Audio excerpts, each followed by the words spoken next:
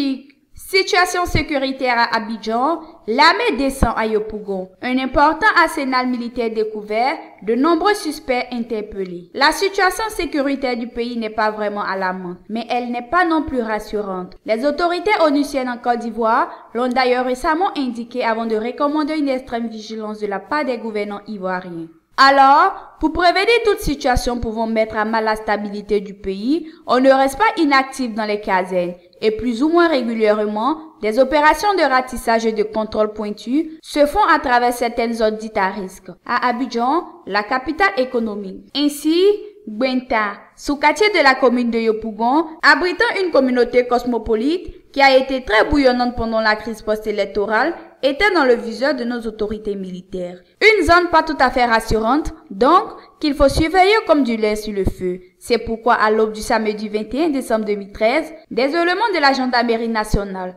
de la police nationale, des forces républicaines de Côte d'Ivoire, conduits par le chef du district de police de Yopougon et sous la supervision du premier adjoint au préfet de police, ont effectué une descente dans ce quartier précaire, un quartier où se côtoient aisément sexe, alcool, drogue pour former le cocktail détonnant de l'insécurité. Pendant 2h30, la zone a été bouclée et ratissée. L'opération s'est avérée fructueuse. Au dit de nos sources, 38 suspects ont été interpellés et mis à la disposition du service des enquêtes générales de la préfecture de police. Celui-ci devra se charger d'en extraire livret. Mais outre ces interpellations, les forces de l'ordre ont également procédé à d'importantes saisies, à savoir de la drogue, un couteau à cran d'arrêt, un sac militaire, des bérets militaires, de fausses cartes professionnelles militaires, des ceinturons, des paires de rangers, des carlots de police nationale, des casquettes de la gendarmerie nationale, des casques de protection de la police nationale, des armes létales